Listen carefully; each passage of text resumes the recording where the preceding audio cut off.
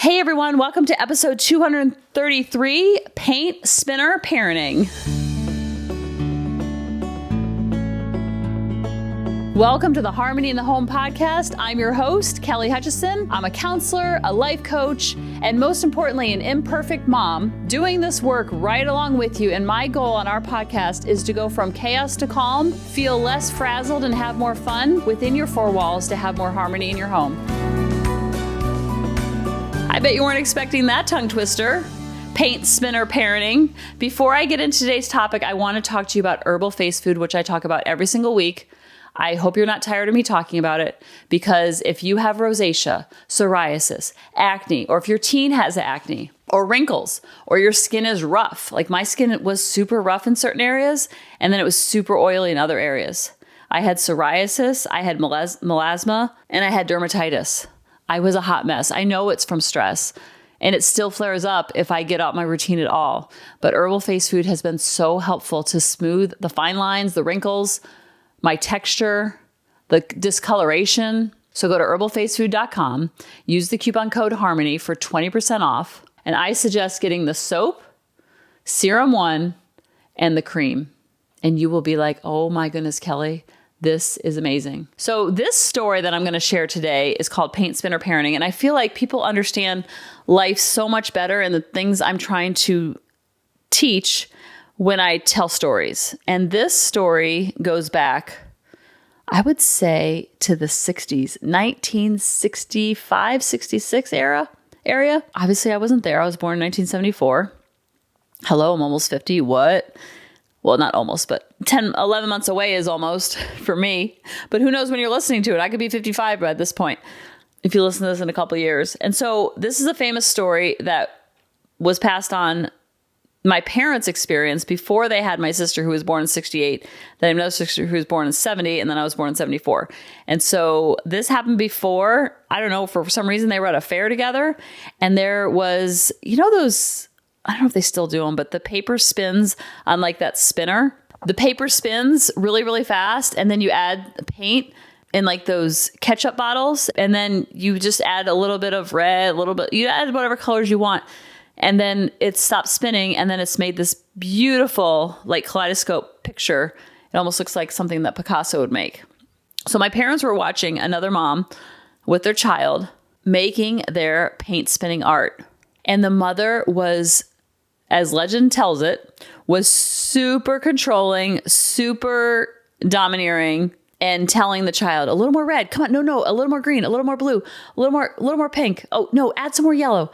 Oh, you're adding too much of this.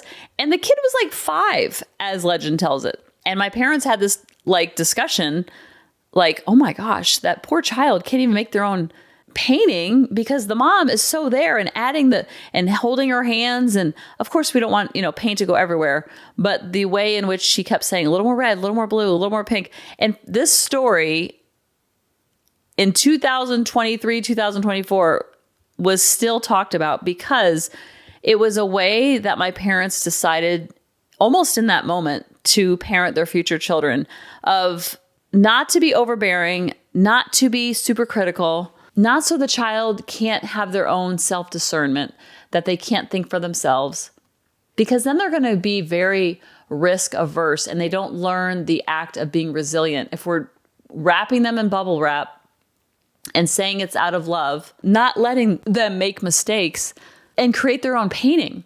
And they are going to mess up.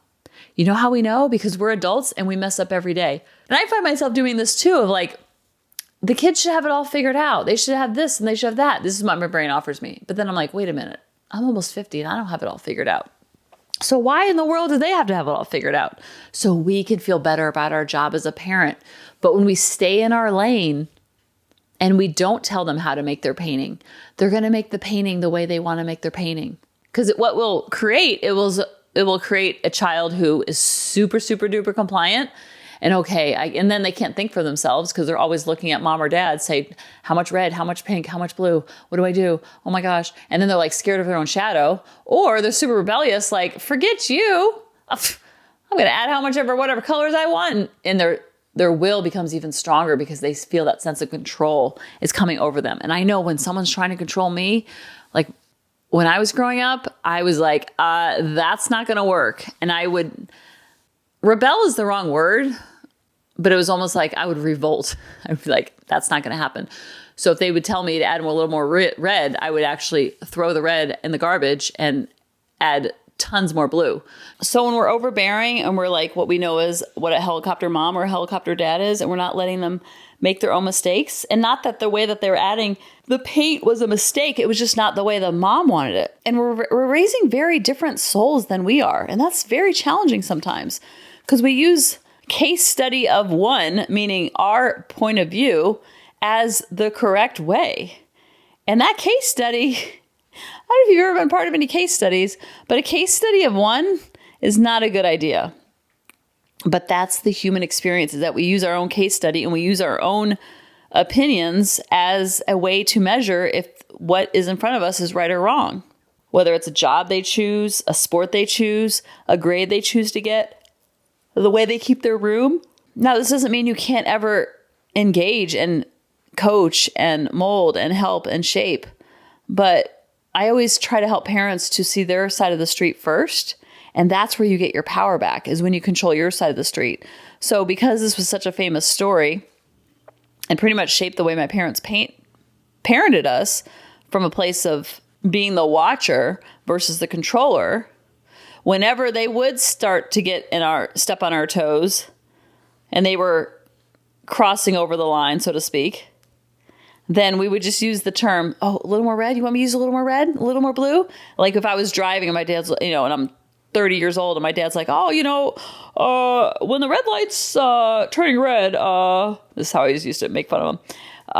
Usually I turn on my blinker around now. If I'm going to be turning left, I usually do it about 300 feet before the turn and not 50 feet. Like sometimes I see you do. And I'm like, oh, you want a little more red, a little more blue? And that was a good way of saying like, hey, get back in your lane. I got this driving down. I might do 100 feet. You might do 300 feet. You're probably more right, but right now I'm not going to admit it. And then later on, I'm going to do it when you're not watching. Okay. So just simmer down, mister, stay in your lane. And he would do the same to me. If I was being like, Dad, you did la la la, and he'd be like, a little more red, a little more blue, a little more pink.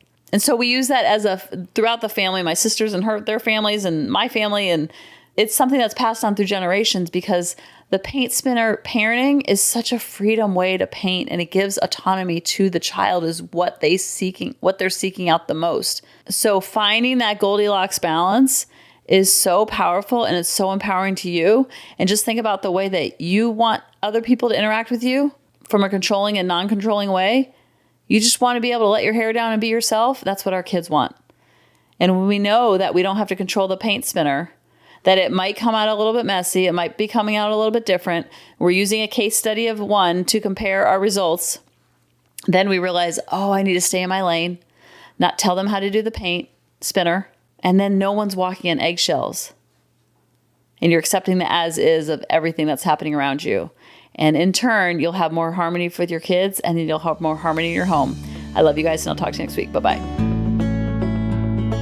Hey mamas, thanks for listening. If you had any ahas, clicks, or those lightning bolt moments while listening, you have to check out my free parenting bootcamp, where we take all of this to the next level and we try to create even more awakenings for ourselves so that we can connect more with our kids and never yell at them again. You can sign up at www.coachingkelly.com. And if you really want to fill up my love cup, send me an email of what your aha was, what your click was, what was that lightning bolt moment while you were listening.